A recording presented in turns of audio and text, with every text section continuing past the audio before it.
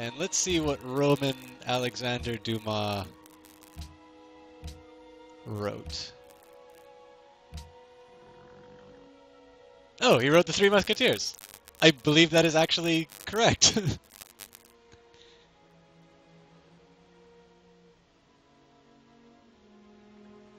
At least it's nationally appropriate, other than the fact I'm Roman.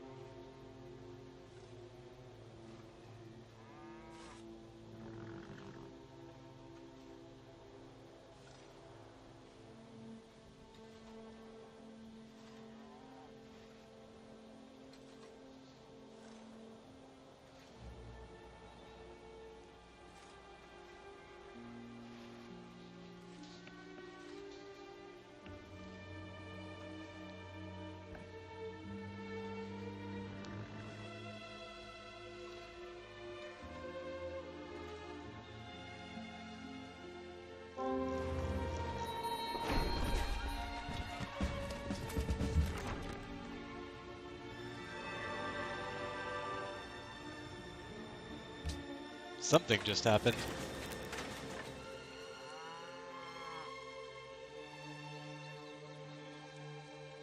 There are literally no desert tiles for this thing to...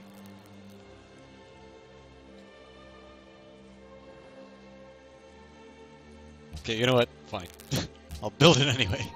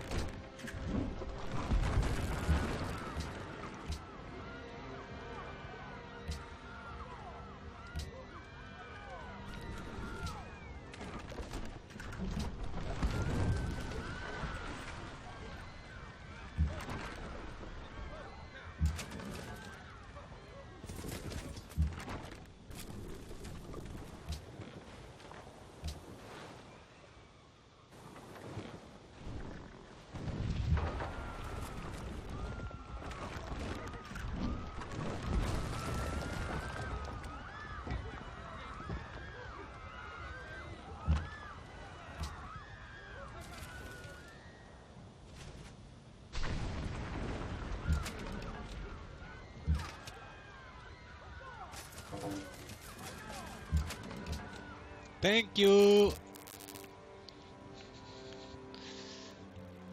My citizens will no longer form a revolution for Ivory.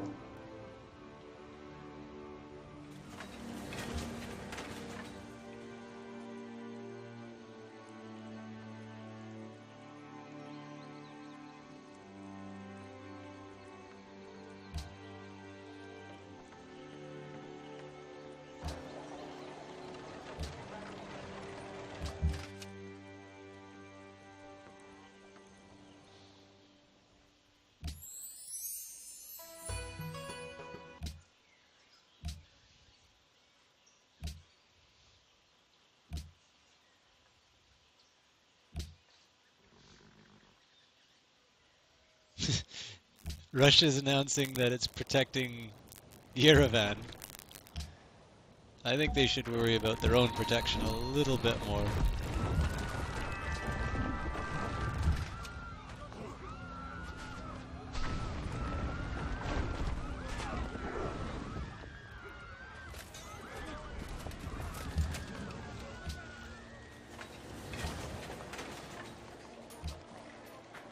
And my civilization is miserable now.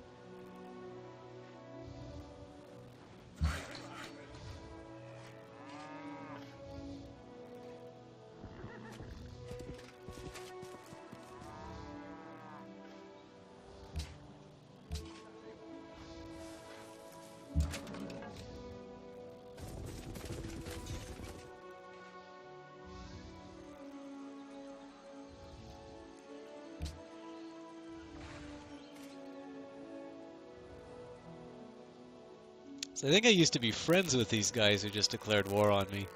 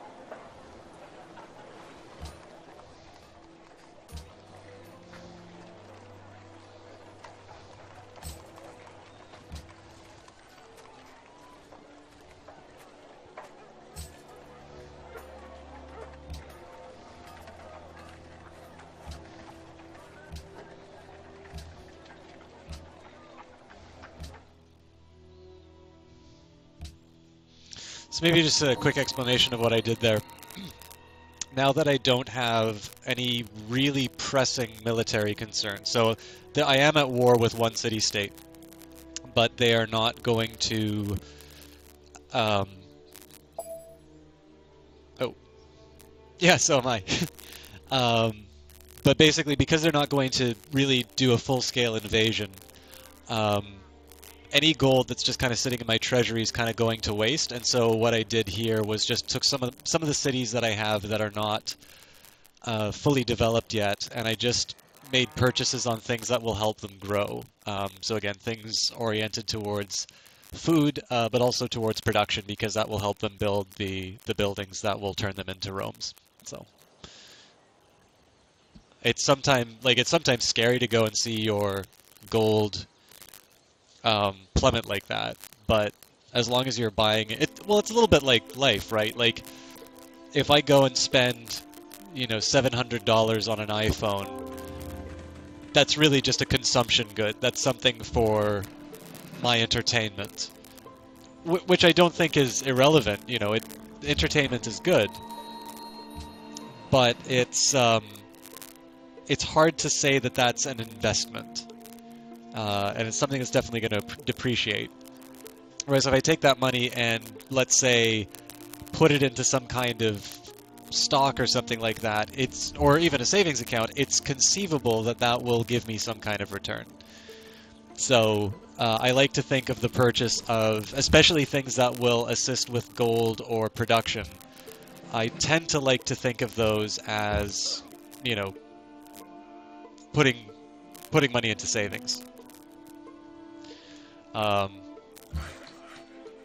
I suppose I could specifically direct something to Bree. I mean, you as a business owner have no doubt spent some money on improving your capacity to do things. So in that case, I usually don't like gold sitting in my treasury unless I want to have the option of quickly deploying a lot of units.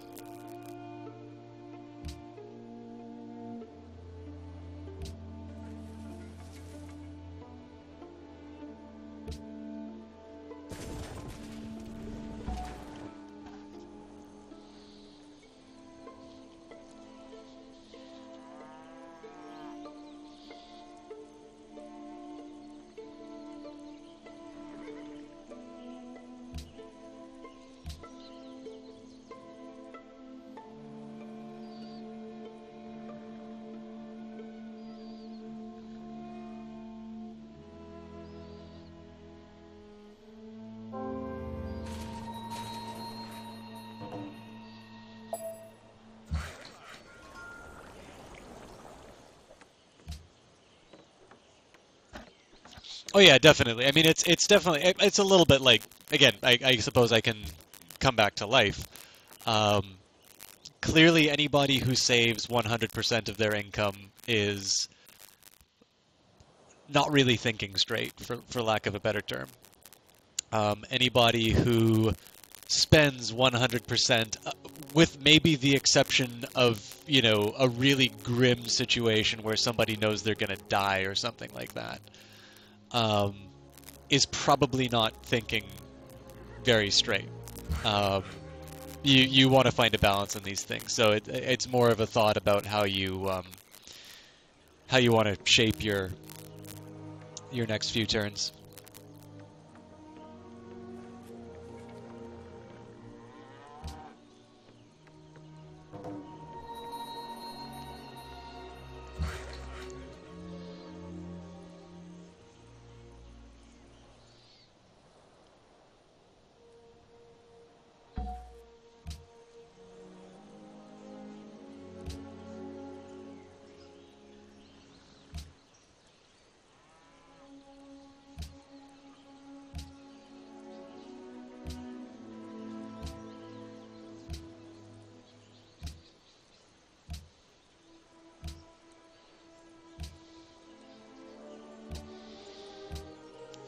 Okay, I'm really curious if it's possible to turn spies into diplomats, because if that's a once and only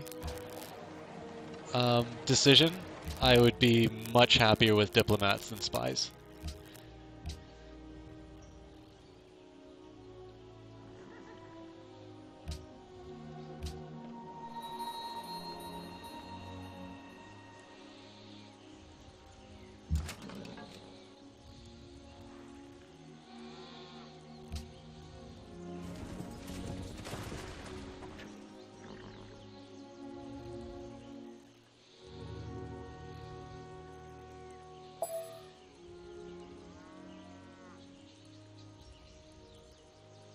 It's not a big deal. I mean, the only thing is that we've completely eclipsed everybody in terms of research, so there's really no point for me to invest anything inside spies when, you know, there's nothing to steal.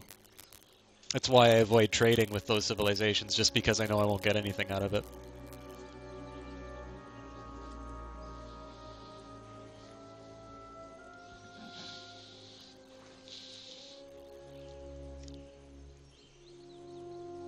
I'm kind of interested.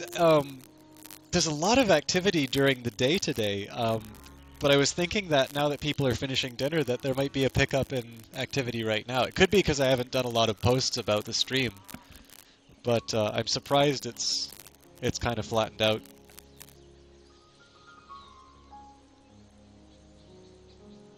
Not that that's bad. I mean, I think I'd be a little more disappointed if I did something like Gods Will Be Watching, which is a bit more dynamic. if I were to do that and have people, have people not show up, that would maybe be a bit more disappointing just because I think it's better. But something like this where I'm tremendously enjoying myself, and I hope you are too. But there's obviously going to be some long stretches where I don't say a whole lot because I'm, planning how I'm going to do the siege or something like that. So I'm really looking forward to doing Gods Will Be Watching, though. I've gotten 2 chapters in on it, and just it's a really atmospheric game. Just, the world that it creates is just so interesting.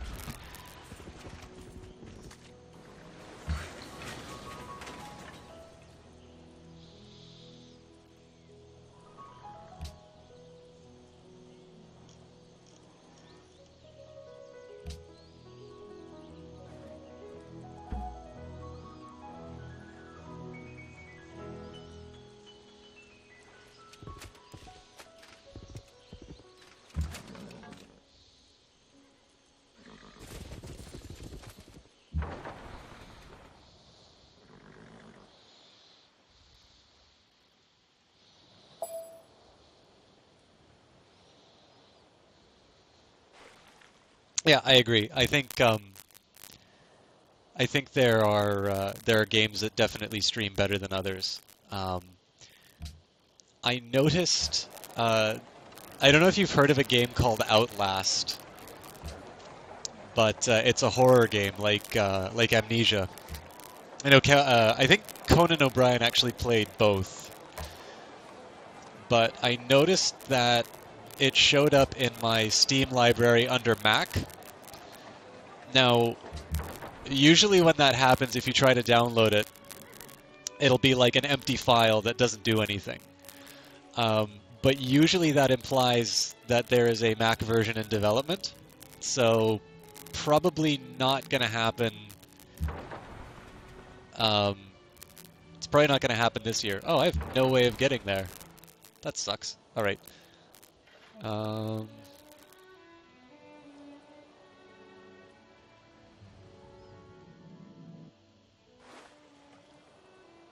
go here. So yeah, anyways, Outlast is a survival horror game, and it's actually by a Canadian developer. So it would be neat to do a Halloween stream of one of these horror games. The only thing is that, like, personally, I find them fun to play. I don't know how well they work for watching. I mean, maybe like if I got really scared during that would be funny. But and one of my friends actually said that apparently he was playing it and um, one of the enemies kind of got the drop on him, so he literally screamed, and his wife had to come down and see how he was doing. So that has some possibilities, I suppose.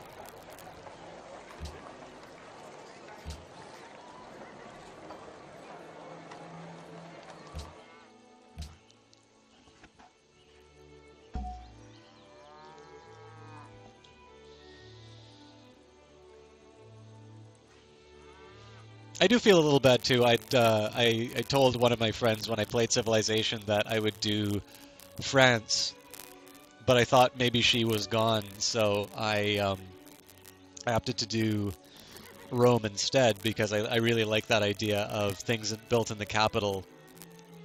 Um, you know, help the colonies basically. Um, but with that in mind, it would have been cool to talk about stuff like the French Revolution and French, basically the French history that is responsible for a lot of institutions that we kind of take for granted now.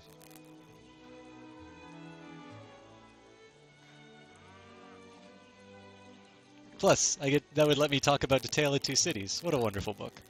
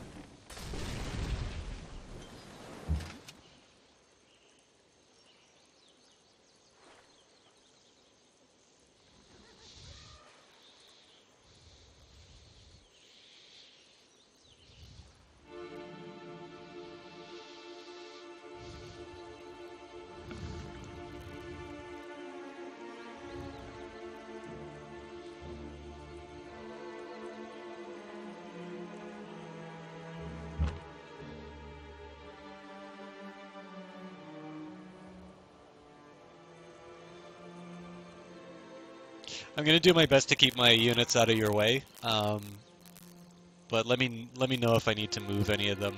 I'm gonna need a few turns to get them into position.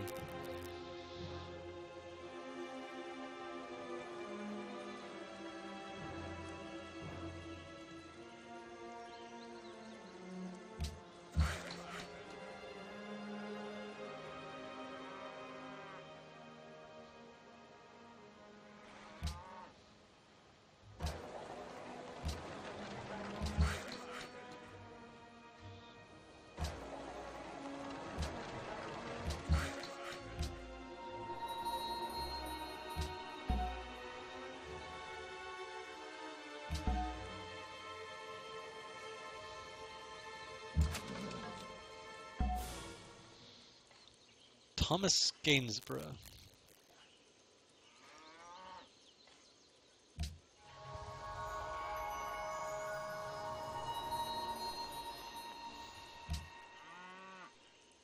And he made the blue boy.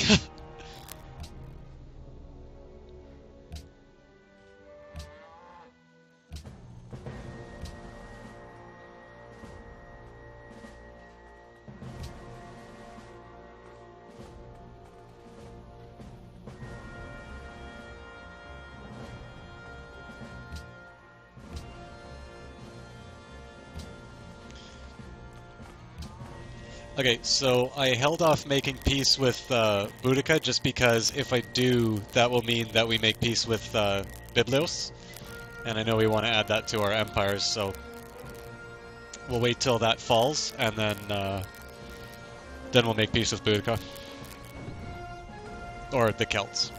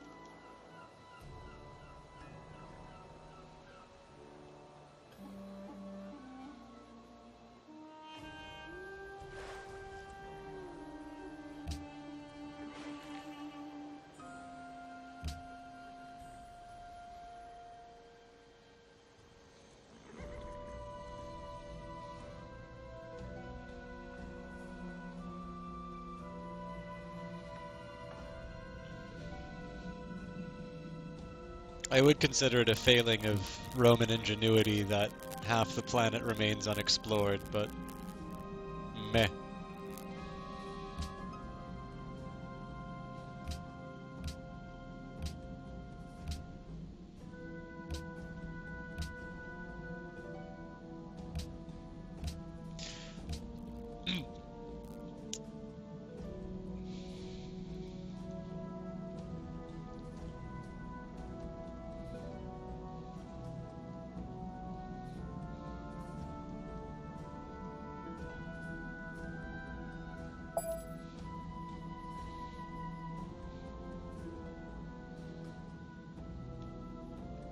I kind of have to repeat. Oh,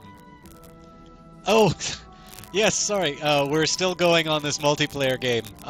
Regrettably, I don't quite know why, but the turns for like barbarians and AI just take forever. So it's been a very big drag on the very big drag on the timing for the stream. Thank you for coming back though. I do plan I do plan on doing something like Gods Will Be Watching later on. But it'd be really nice to put this thing to bed. So we'll see how long we can get through, and I don't know if we have to save it and pick it up another time, or yeah, I'm not quite sure how we'll handle it. But as long as people are enjoying it, we'll keep it going. I just know that I really have a big difficulty filling in the silences while we're waiting for the turns to resolve, so I might need to reconsider how I handle the how I handle civilization on the stream.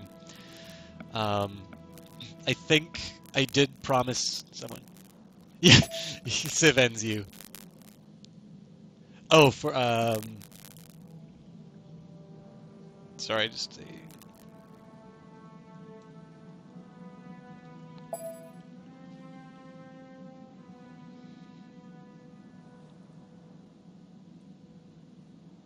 Yeah, well, I'm not allowed to sleep. I got a slightly late start on the 24-hour stream, so I began at about 8:30 this morning, which means that in about half an hour we will be hitting the 12-hour mark.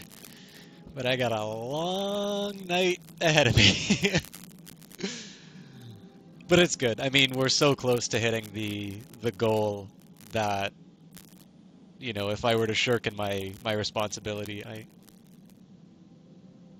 I'm just about at hour 12 and 30 minutes. Yeah.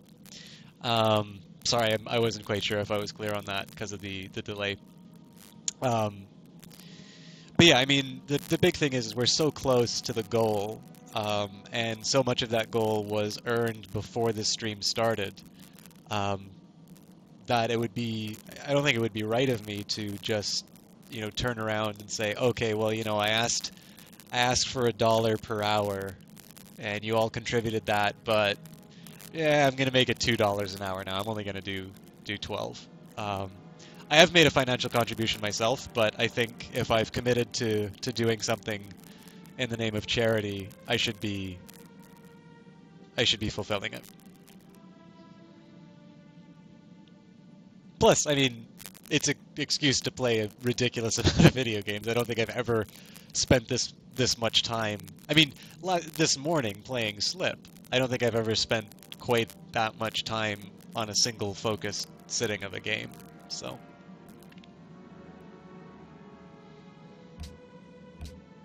I think the thing that surprises me the most is how alert I'm feeling about it. I think that would be because I sort of watched what I was going to be eating. I think if I just ate a bunch of sugary snacks, I'd probably be dead at this point. But I tried to make sure that, you know, I had lots of water. You know, I've started on the coffee now. I think if I was just pounding back coffee after coffee, I'd have a lot more bathroom breaks, and I would probably be crashing near the end. So I think there's a few things that you can kind of do to keep through it. But we'll see how it goes, right? I mean, I think the first 12 hours is going to be easier than the last 12.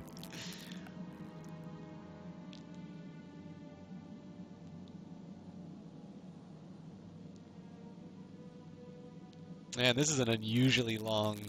Wait, or maybe it just feels like it's unusually long because I'm doing some chat interaction again. But I'm gonna make a guess that that's Bree coming back now.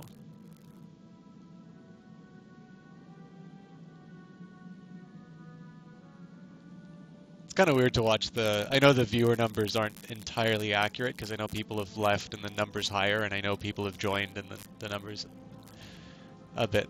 Well, it's a bit the same, but... The numbers aren't quite as important as both the enjoyment and the contribution. Okay, how am I going to handle this crossbowman?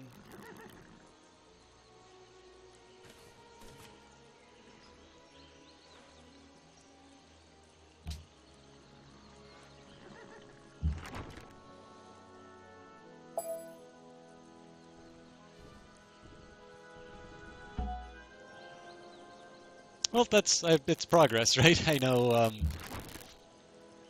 the it's a little, it seems to be working with this stuff, so.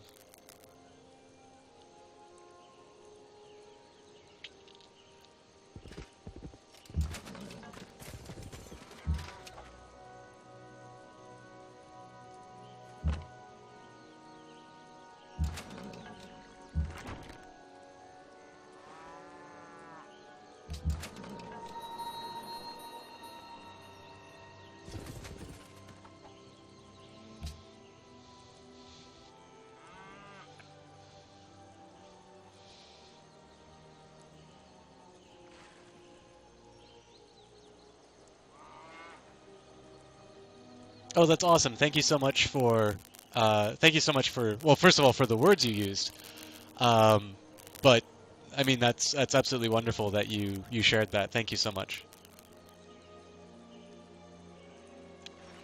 And definitely everything, I mean, everything helps, even if it doesn't translate into long-standing views. I mean, I'll admit, I'm playing probably one of the most passive games on this stream right now, so I completely accept that some people will sign in and maybe not find it to be the thing that they're interested in. But I think raising awareness of it, especially because people have donated directly as a result of watching this stream, I think any effort that's made to bring it to people's attention is wonderful. So I absolutely appreciate you sending out that tweet.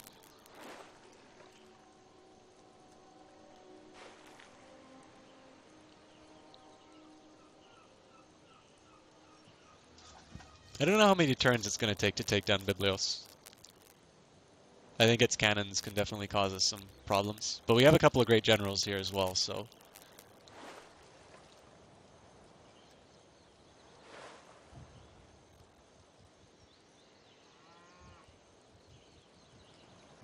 Biblos.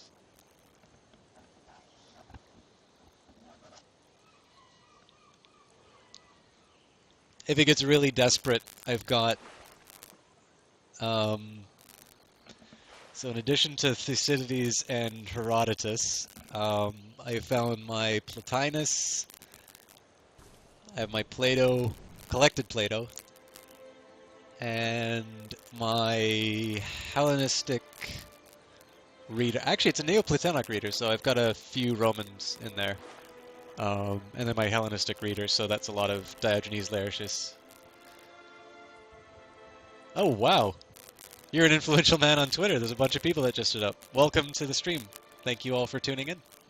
We're in turn 167 of a increasingly slow Civilization 5 game. This is part of the Extra Life 24-hour gaming marathon.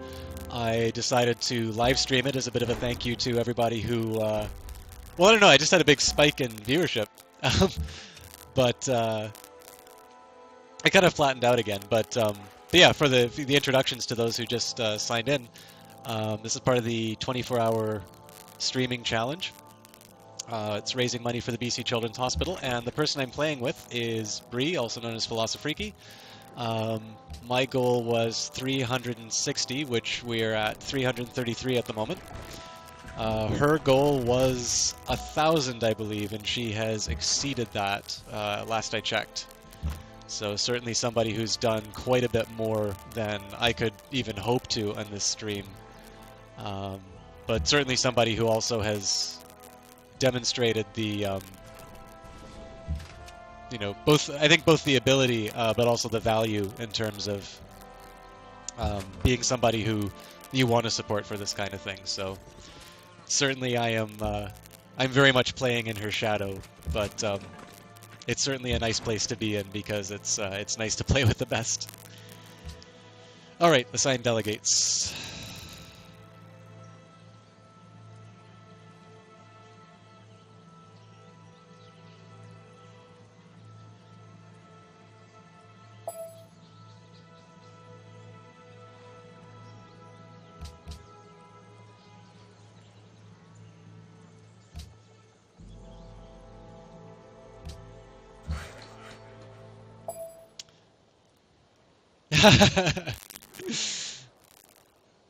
That's fine. I believe literacy was invented by the Romans in this history, so I'll forgive you the occasional grammatical slip. Yeah, I forgot. You started at midnight tonight, didn't you?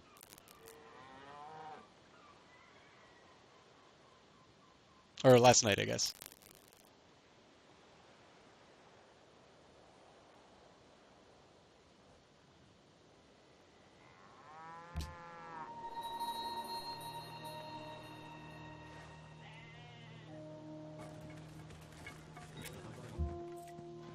And actually, if you're on hour 20, that means we've got less than 4 hours to wrap up with this game so you can play all the other stuff that you had on your list.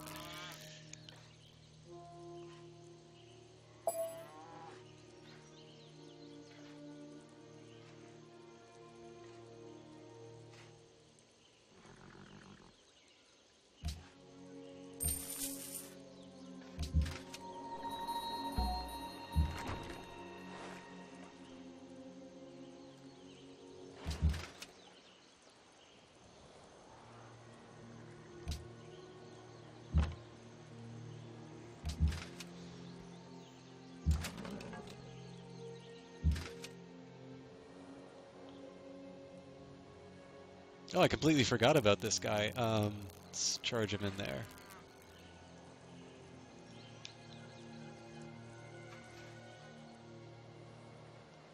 I should also say too, Bree, like, it seems like this is going to be a bit of a commitment in terms of timing, so if there is something else that you would like to do, don't feel obligated to see this through to the end.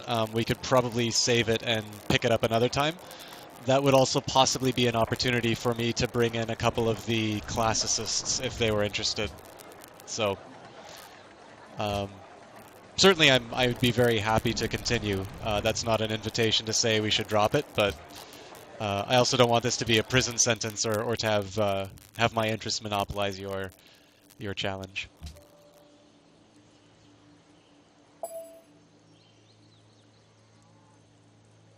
You know, one day I'm going to take a jar of preserves, go onto a dance floor, hold it aloft, and say, "This is my jam!" And nobody will laugh.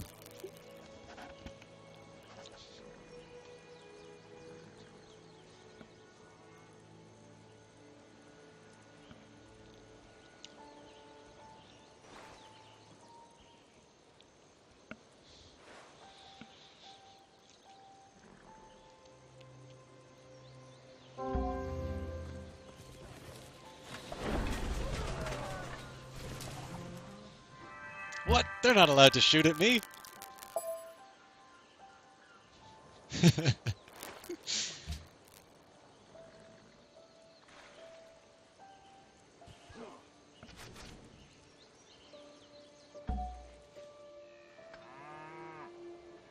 Henry Ford. Oh, here's a neat one. I learned this in game theory the other day. So, the Ford Motor Company introduced something called a $5, it's a $5 daily wage. I think they call it the efficiency wage. Oh, that's great. Well, I did commit to a couple of people to play Gods Will Be Watching, um, but I don't believe they are online yet. I think they were also doing some homework as well, so they can. I mean, they can certainly let me know when they would like to do that, and we can work it out.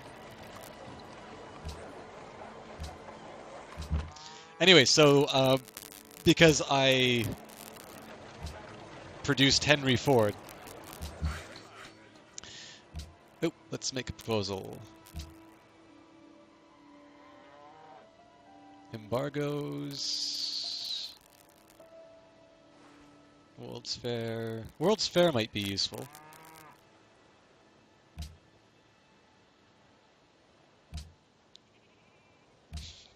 I'm going for it.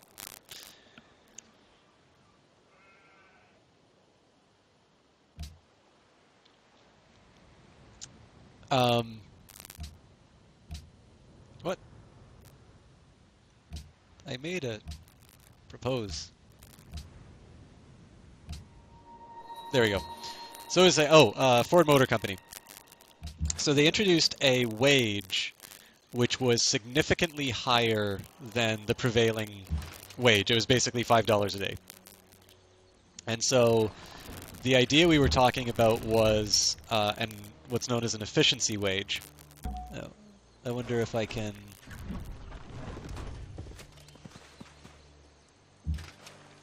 I think we've got Biblio. Success!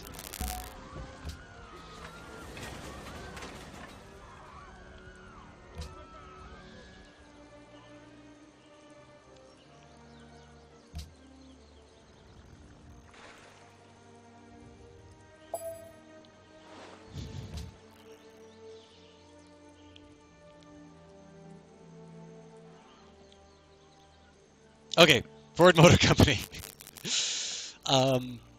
Oh, hang on. We've got cultural heritage sites, no natural heritage sites, great person, trade route, and I have forced them to accept religion. Nice. So then they say it's like, okay, so why, why would somebody who clearly is dedicated towards making profits, one of the great capitalists from that time, why would they willingly pay people over the prevailing rate? And they introduced this idea of shirking. So, if you're legally bound to pay somebody their salary, then, somebody's in a situation where they might slack off. I suppose there's a point where they might get fired just not for performing, but in general, like, at least for that one period, they're going to be paid. And so what the extra wage successfully did was it made the job exceptionally cushy. It was the sort of job that you didn't want to lose because you were being paid in excess of what your actual contribution to the job was.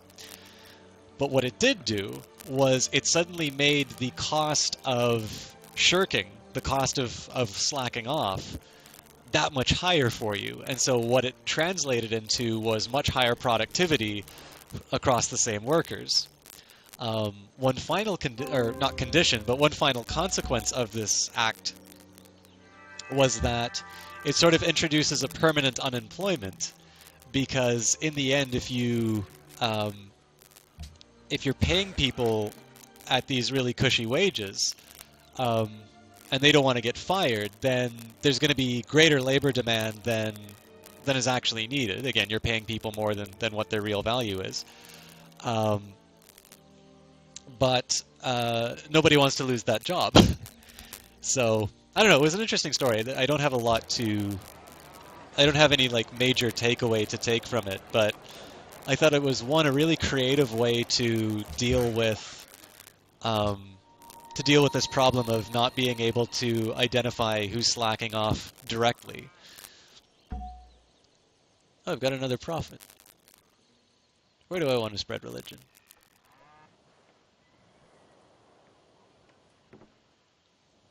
I'll be nice, I won't spread it there. Let's just make a holy site, I think. But yeah, it just seemed to be this really Henry Ford. Yeah, well, I mean, like many of these figures, you know, he did some really great things. But I mean, I don't know if I'd really want to go for lunch with that guy. Um, but as is the case with any human, right? They have, you know, they have desirable traits. They have, you know, reprehensible ones. So.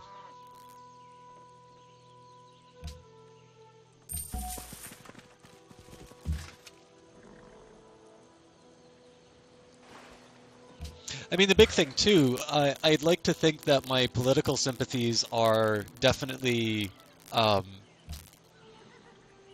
liberal, although my friends tend to point out that that is liberal in the political party name, not the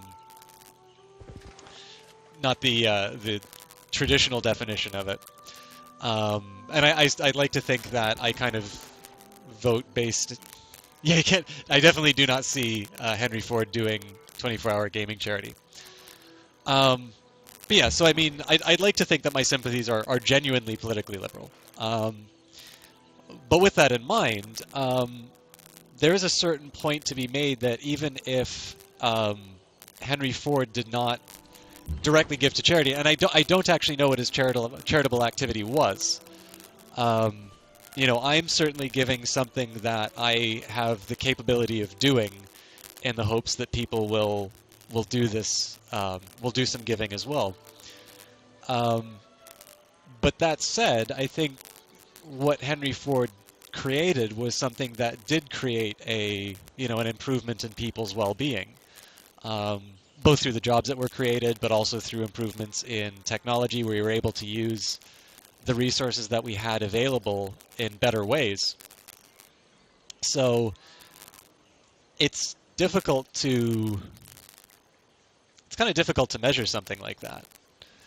And I mean, similar deal with Steve Jobs, right? I think, yes, the computer existed before Steve Jobs, but he made computers in a way that people want computers to behave. And that's not something, like if you look at a lot of open source software, it's really, really good, but it's really not that user-friendly. It's something designed for computer programmers.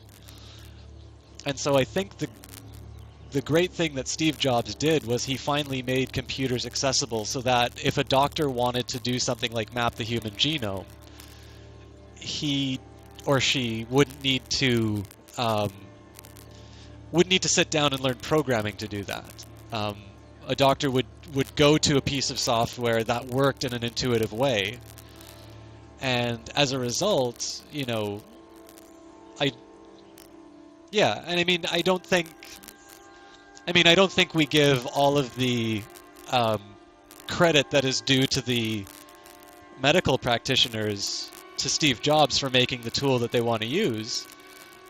But I think, you know, there is something to be said for the person who did manage to solve that puzzle and introduced a technological advancement that has, you know, kind of in a very incalculable way improved our well-being.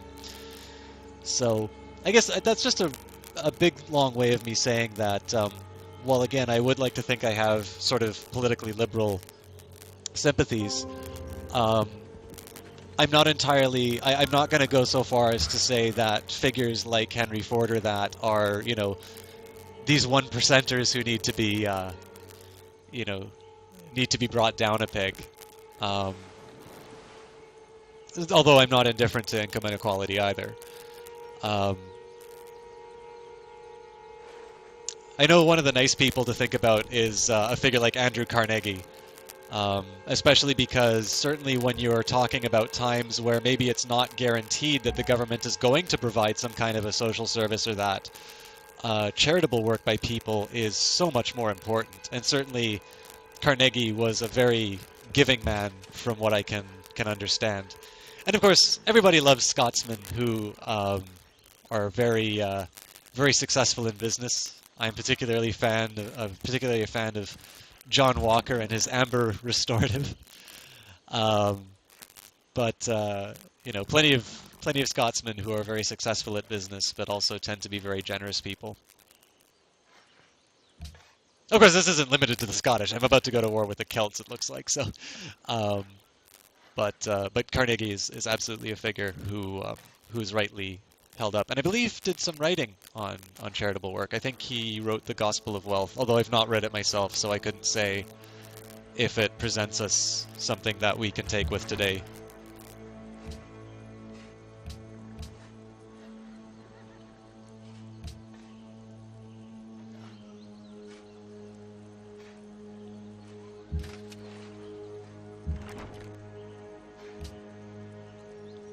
Oh right, we should make peace with the Celts.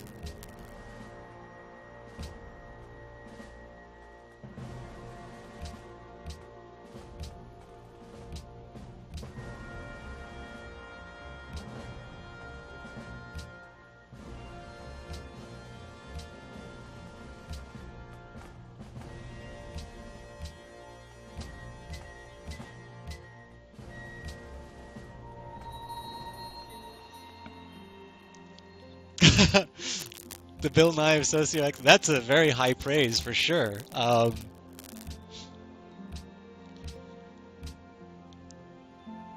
Wow! What a ridiculous trade demand. Oh, I take it in the best way possible. That's some very exalted company that you're placing me in. I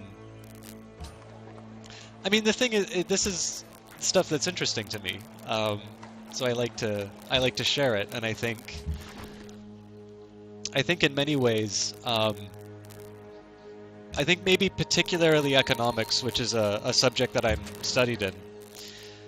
I think it's very easy because there's really no professional designation other than, let's say,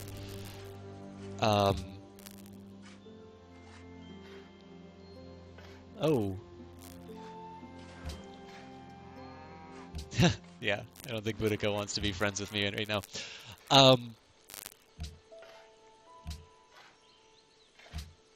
So, I mean, in terms of me finding this stuff interesting and trying to share it, I think the biggest thing is that there's no professional designation other than, let's say, getting a master's degree. But to give you an example, like, our Prime Minister, Stephen Harper, has a master's degree in economics, and clearly, there is not a consensus in terms of what the Prime Minister has to say in terms of what's best for the economy, or best for the country for that matter. In fact, he's extremely unpopular, and I don't think it's an unjustified unpopularity.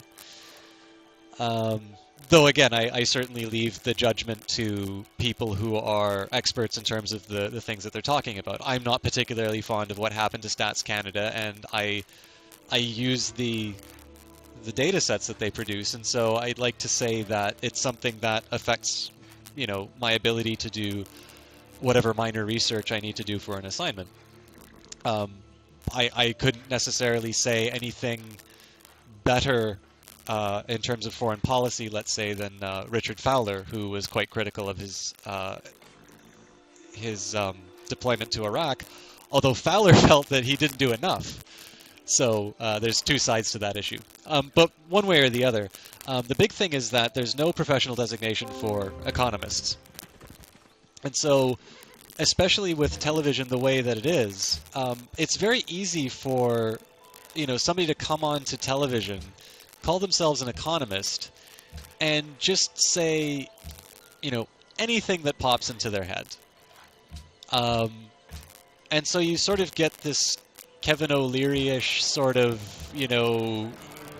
capitalism is all about selfishness, everybody's in it for themselves kind of view. And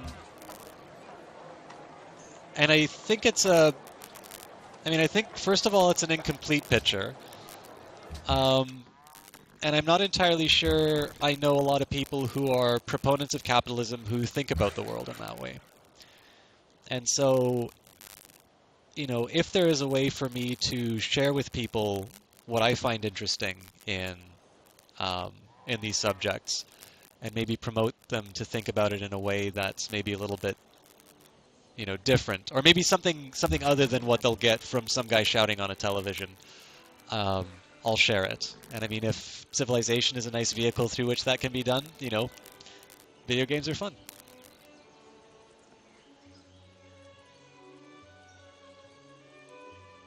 Yeah. Well, I mean, another thing too, right, is a lot of people have taken some kind of an economics course in school, and they learn that, you draw one line going down, one line going up.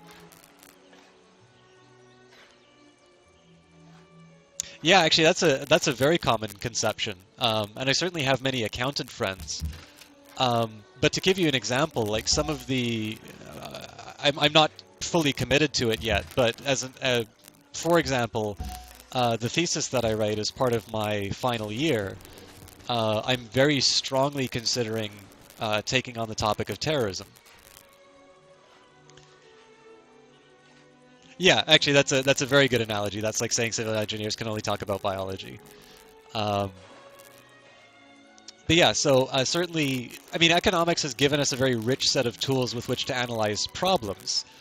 If it works well, we create a set of solutions that maybe are different from what the conventional wisdom is thinking about. But of course, we also have a tendency to use these tools and assume that they will perform magic. And clearly, if you use a tool where it's not appropriate, you can get results that are quite, well, I would argue, detrimental to development. There's some very interesting arguments that have been made by some very respectable economists saying that the measures that we propose to promote prosperity in countries can also sow the seeds for for a financial crisis inside those countries. And the arguments are convincing. They hold up without using any particularly controversial models. So the ideal, of course, is that this promotes further study. But that's complicated, right? That's not something you can fill 5 minutes on television about, and it's not something that Kevin O'Leary can yell at on Dragon's Den. So instead, I sit here, play a video game, and I talk about economics while I'm waiting for the AI to to do its thing. I'm also gonna have to do something about this unhappiness. I'm gonna have a I'm gonna have a rebel show up soon. Speak of the devil.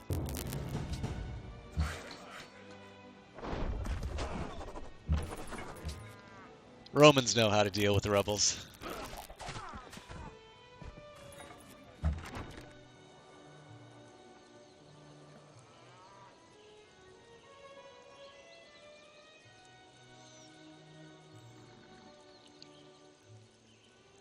Well, I mean, keep in mind, like, you have to, the thing about Dragon's Den is that the very premise. I mean, I say this knowing full well that I am streaming with a business owner. So anything I have to say about business, is hot air compared to to what others have to say about it. But it seems to me that you don't need to be a business owner to see that perhaps the model of Dragon's Den, that financing or founding a business through a game show, clearly there are some very different incentives at work there. What makes good television does not necessarily make good business.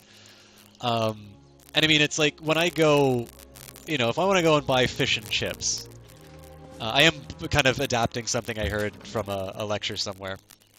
I was online. I don't buy my fish and chips and say, oh, that'll be, $9.95. My response to them is not, nah, I think that's worth, $7.50. It's like, they have their price, and I take it or leave it. But inevitably, no, I mean, there are some businesses in that show that are optimistically valued, to put it diplomatically. But there's something about this idea of, like, somebody's come to you with an offer, I know it makes good television where you do like this really harsh counteroffer, but people don't behave that way. um, it would seem to me most business dealings do not involve people shouting at each other.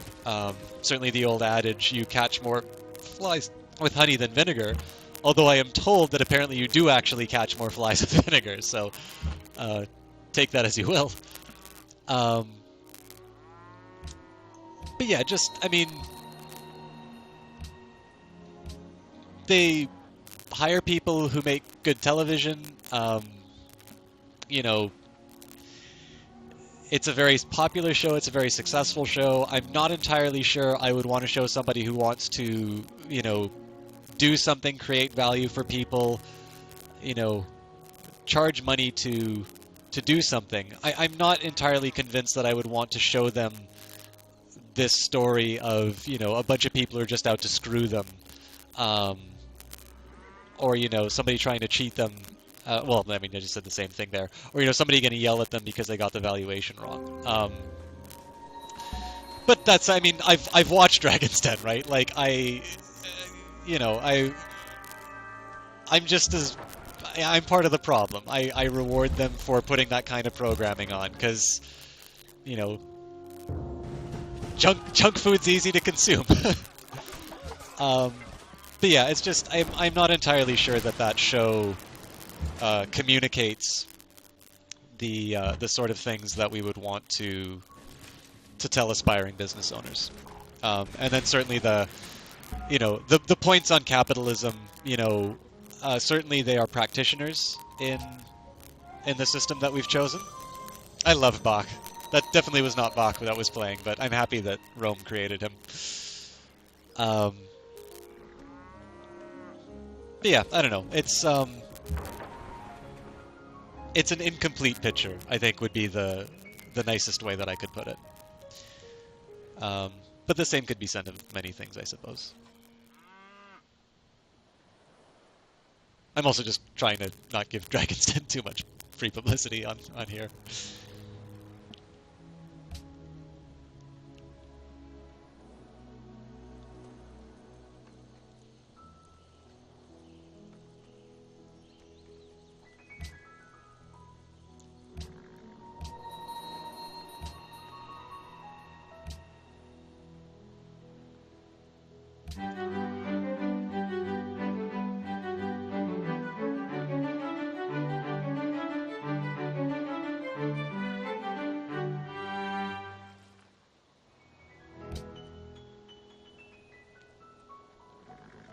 One thing I'll say for the Civilization games, they always have nice music. Whether composed or whether from history.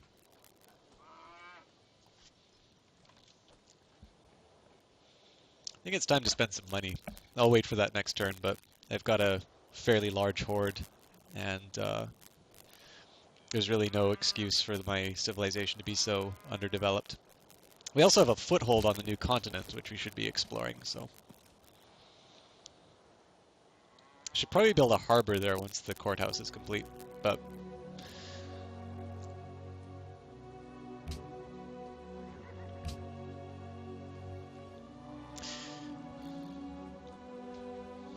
Actually, okay, we've moved on to a point where a lot of great people are being generated.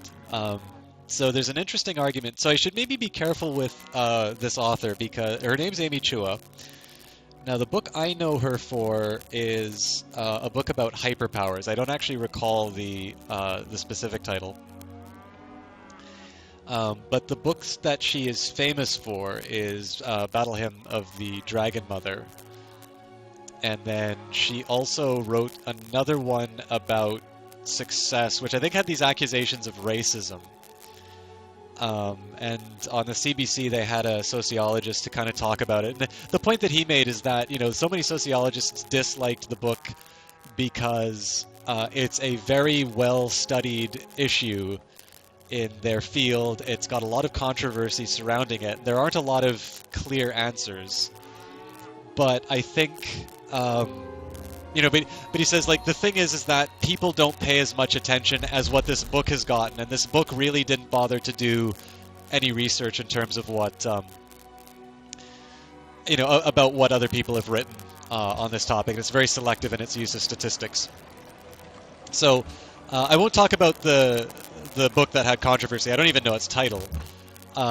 But this book on hyperpowers was really interesting, and I think it had this very interesting conclusion, which was it argued for a connection between relative tolerance of empires and their ability to turn into a hyperpower. So hyperpower is defined as something that just eclipses all other, just eclipses all other possible,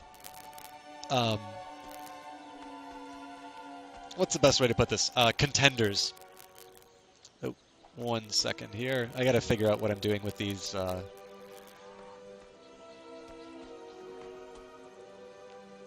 Yeah, Kuala Lumpur can use some work. Just bear with me. I think this is an interesting point that she raises. I'm just stumbling over it, and I need to figure out what's going on in these regions. Well, I'm glad one of us is doing some exploring. Thank you, Bree. I'll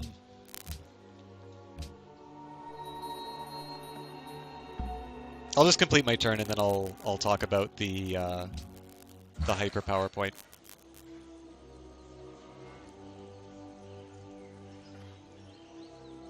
Jungle.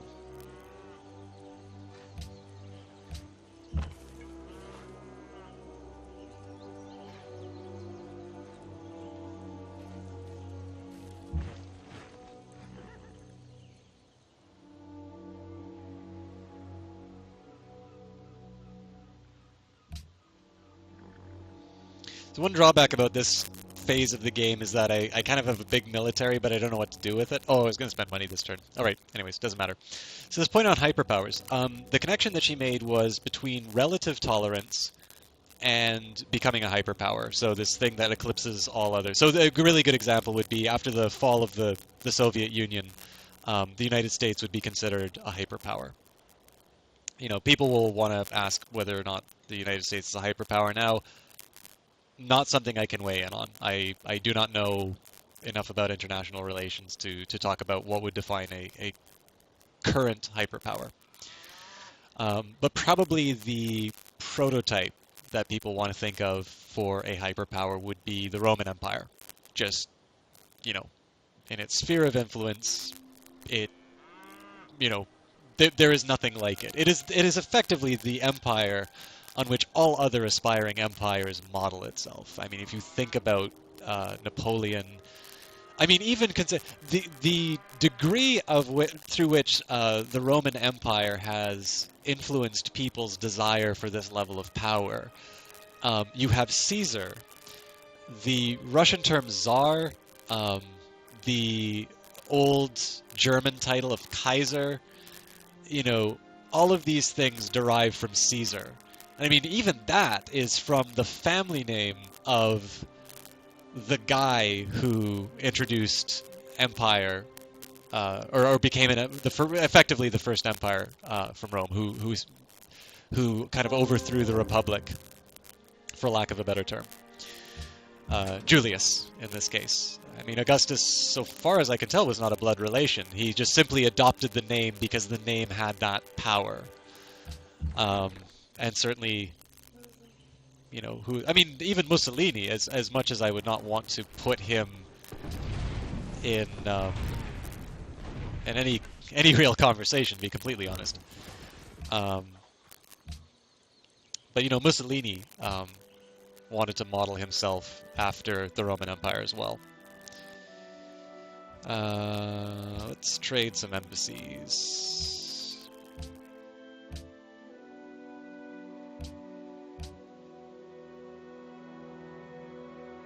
Trying repairing my relationship with my neighbors. Not a chance.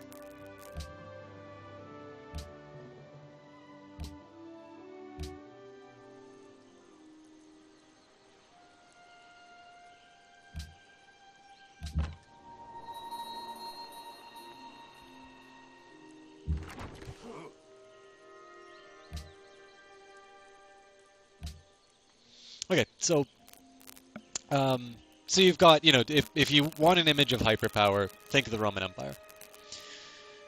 Now, what about tolerance? Because this is the people who invented crucifixion. You know, one of the cruelest forms of torture and execution that we've come up with in a very long and sad history of such inventions. But the thing to consider is, unlike, let us say, Greece, which defines citizenship as kind of natural-born Greeks, and of course, naturally, you could not be, you couldn't be a woman and have your vote. Certainly, despite being the fathers of democracy, and I do mean fathers of democracy, right? They were great Greek women, but certainly they were not equals to the men through the institutions that they built. But compare that to Rome, which had emperors who did not start their lives as Roman citizens.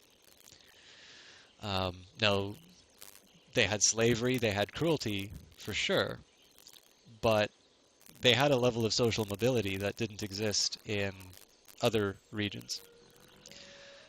She makes an argument about Genghis Khan, but I do not know quite how it goes, so I have to pass over that one. She gives the example of the Dutch. Again, the Dutch East India Company. The Dutch effectively were successful in invading England, although it's called the Glorious Revolution. There's a wonderful book about it, by the way. The author's name is Stephen Pincus, called 1668, The Glorious Revolution. A wonderful work. Or maybe it's called the First Modern Revolution. The revolution was called the Glorious Revolution for sure, but maybe it's called the First Modern Revolution. In any case, whether you want to call it an invasion or whether you want to call it a revolution, the Dutch, effectively had a monopoly on religious tolerance. You have these figures like Huygens and Descartes going in there and doing their work. I believe Spinoza was in that region as well. I'm a little embarrassed to say I can't recall exactly. But either way, I mean, the history of the Dutch and tolerance is a pretty well documented one, so I'm going to just let that stand without many examples. And yet they had a navy that was unstoppable for a very large period of time. But maybe the best example that you can consider would be, consider all the stereotypes about Germans: hard-working, respect for institutions, great military strength. Now, the United States also has many strong features, but I would propose to you that, let's say, around the First and Second World War, if you wanted to make your bets, it would not be terrible to bet on the Germans. But then consider, the Nazis. Consider the fact that the United States did have a level of tolerance, that did accept people from all different walks of life. And then consider what country became the hyperpower. The lesson out of Amy Chua's book, and I think it's a fairly convincing one, is to say that no one nation or no one ethnic group, no one sexuality, no one identifiable group is ever going to have all the best ideas. And so the reason why regions with a relatively higher level of tolerance succeed in the way that they do, and why there's this association between hyperpowers and tolerance, is because a more tolerant society is going to attract the best thinkers. It's going to attract the people who really do make these revolutionary changes. And I think if you don't buy it on the country level, yeah, I agree. I mean, I think maybe one feature that might prevent Canada from producing more geniuses would just simply be that our population is so much smaller compared to the United States. And I mean, the United States is still a very attractive country to migrate to, and it's one in which very large fortunes have been made. Oh, that's cool. So, out of curiosity, what does Google tell you the country is most racially Yeah, it's a very small list, I'll imagine. So what are some of the results you've gotten from that Google search? I actually have a business story that I can tell that aligns with the tolerance point, but I'd like to hear what nations are the most tolerant.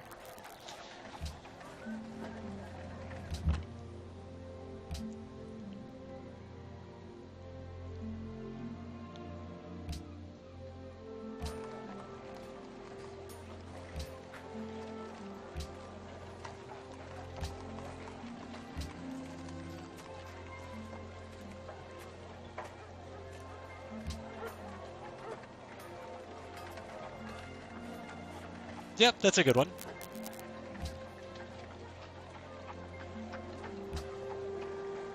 Again, historically, I would definitely rank the Dutch as exemplars, which is one of the reasons why I chose them for that past game.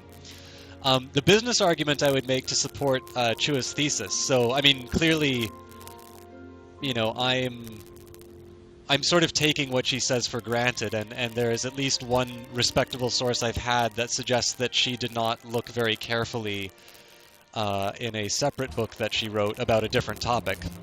So I don't want to throw her under the bus, but you know, it does at least give me pause with regards to some of her research. But if you look at the history of IBM. Yeah, that doesn't actually surprise me a lot about some of the European countries. It's a shame, but I think some of their progressive politics is limited to their own citizens. And of course, the important thing too is that, you know, governments ultimately are reflections of their citizens' wishes. So if there is some kind of, you know, inner, let's say problematic thoughts on the inside.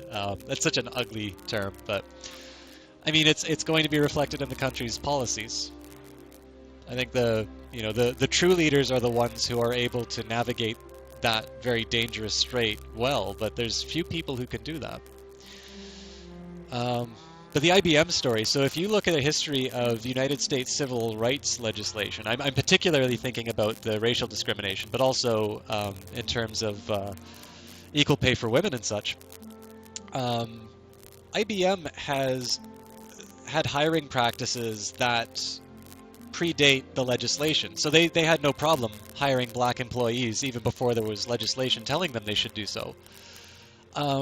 And IBM had a very smart reason for doing so. IBM knew that if their competitors were willing to turn away somebody for something as ridiculous as their skin color, then that was a perfectly talented individual that they could take away from a competitor and instead use to enhance their own business.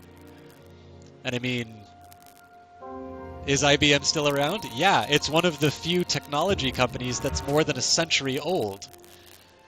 Where are IBM's competitors? You know, I don't even know who IBM was competing with in the 1950s. So,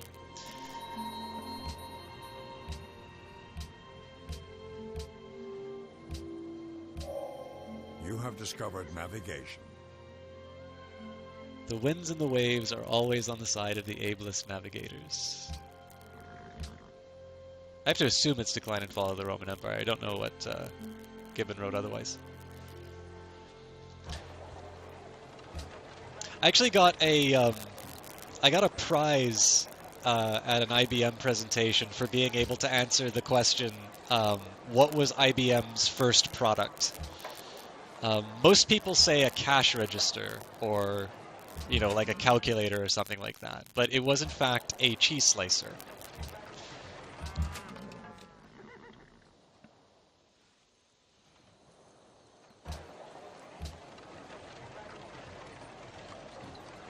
That's maybe not quite as awesome as talking about their tolerance and their progressive hiring practices, but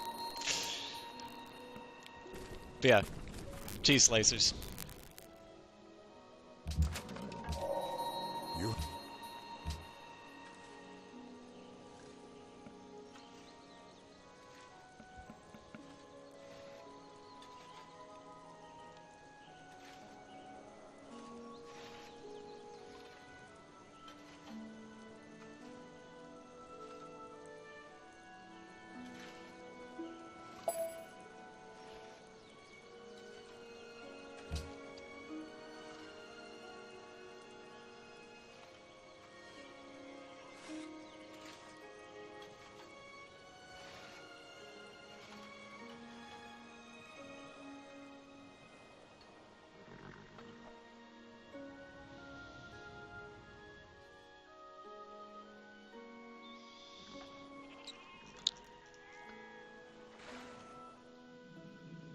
Kind of crowded.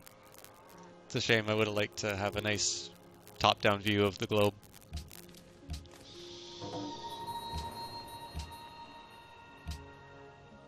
I didn't even know where that road was going.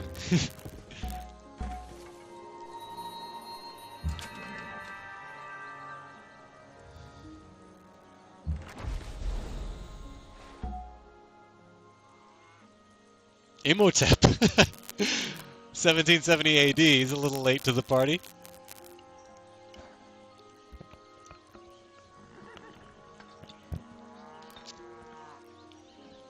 Where will we build a manufactory? Ah, that's a good spot.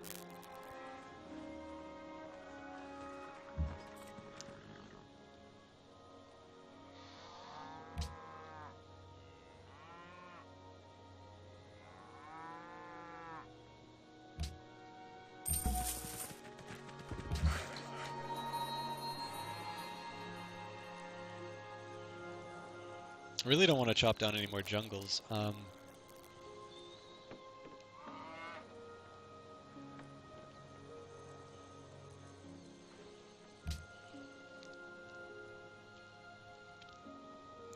be nice if I could get some trade routes to these places.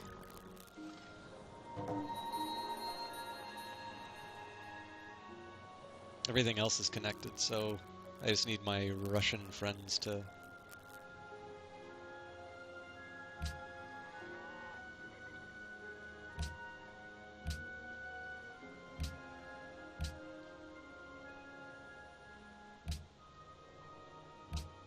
So Himje Castle for Bismarck.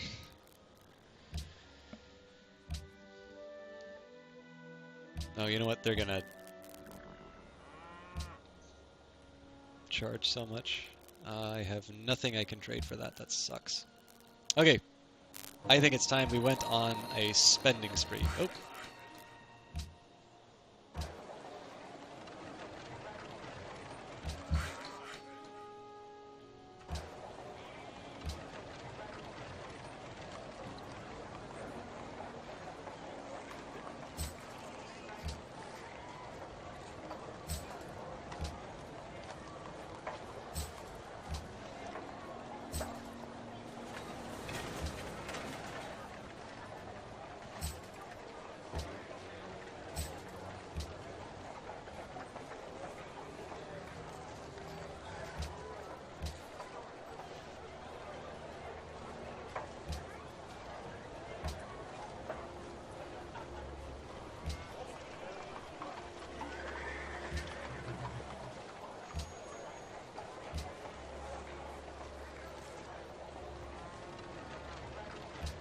I think that'll do. Probably should have been a little more selective in terms of how I built that stuff, but yeah, it's fine.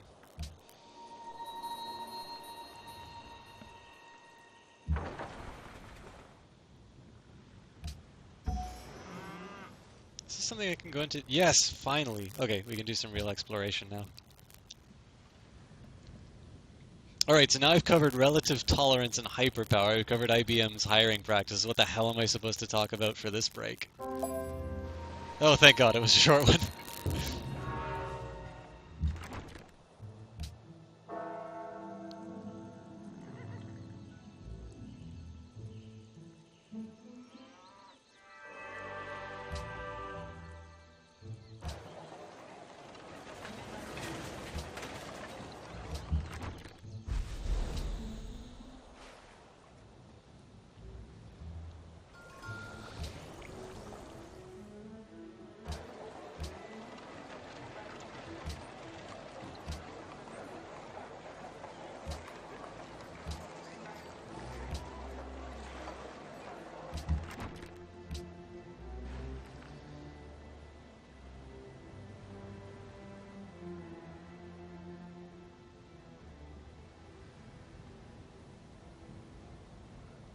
Yeah, I should probably do scientific theory.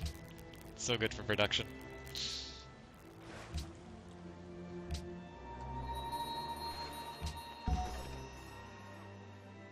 Cannons are good.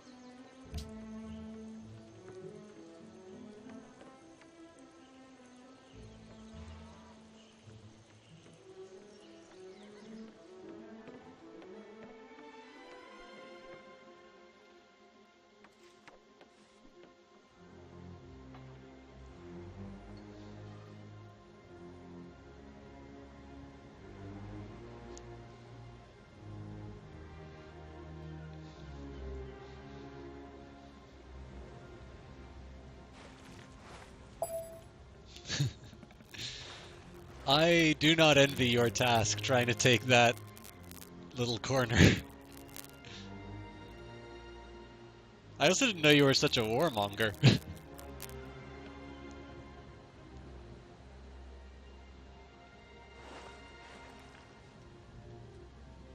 Oh, and we passed the proper 12-hour mark just a little while ago, so.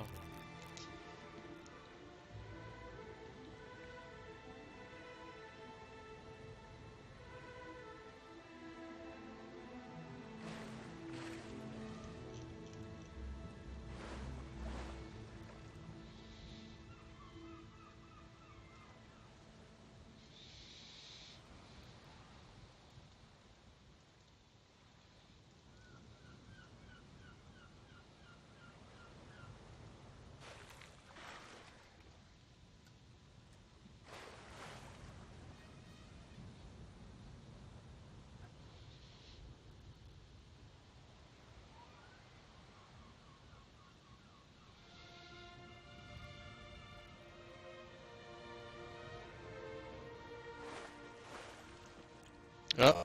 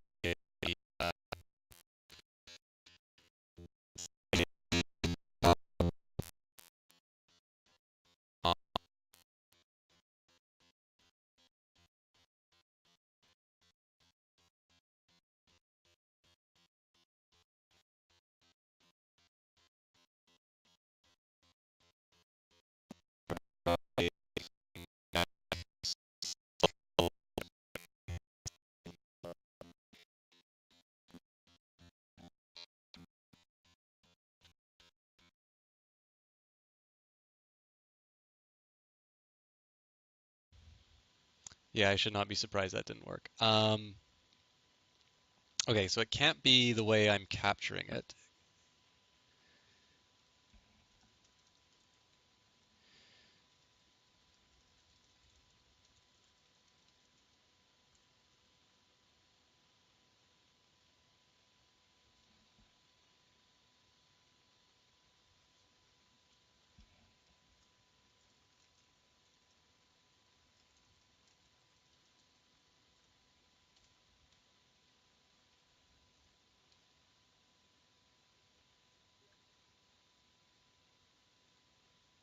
Oh, the audio's back?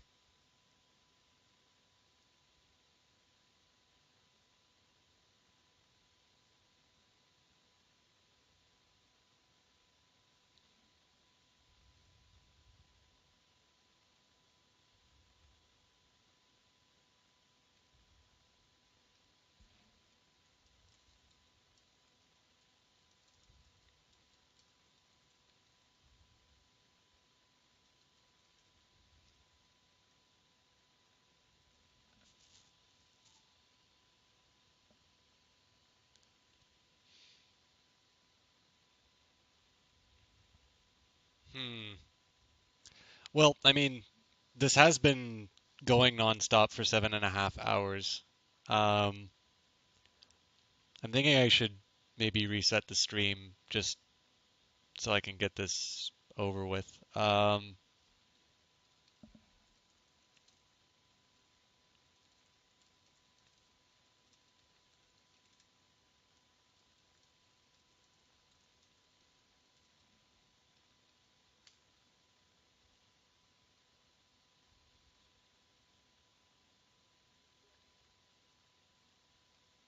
Okay, so you can hear me, but you can't hear. I'm gonna guess you can't hear the game, right?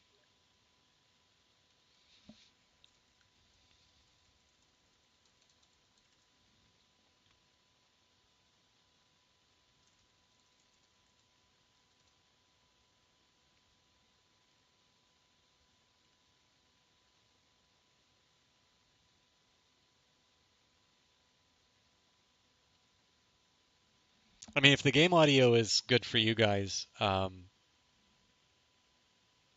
mean, I would be genuinely surprised if you guys could actually hear the game audio because it would, yeah, when I look at the mixer, it's not getting anything. I can't actually hear it in my headphones as well. So I think what I'm going to do here is I'm going to shut down Civilization. I'm going to save the game. I'm going to try to keep this thing running. Um, and hopefully Civ Reset should solve this. So again, this always winds up happening when I have people on the stream, so I apologize. This will not be long like the last time. Um, I am going to exit the game though, so.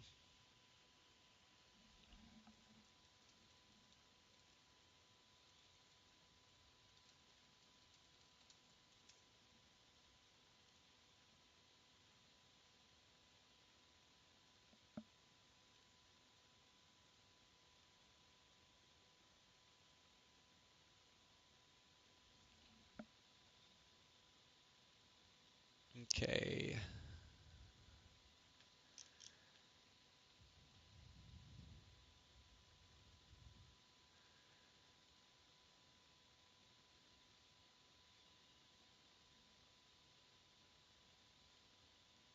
I'm just getting a bit of a uh, macOS doesn't always like Steam's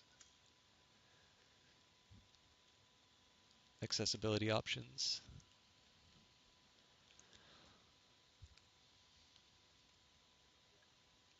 Here we go.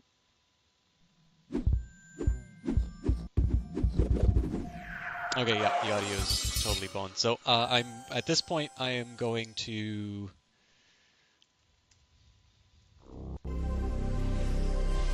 At this point, I am going to reset the stream. I estimate no more than 2 minutes of downtime, but I think this is something that, I mean, resetting OBS might be enough. I don't think, um, I don't think it's that much. I don't think it's that much more difficult just to get this whole thing over with. So, I ask 2 minutes of your time, and I'll be back momentarily.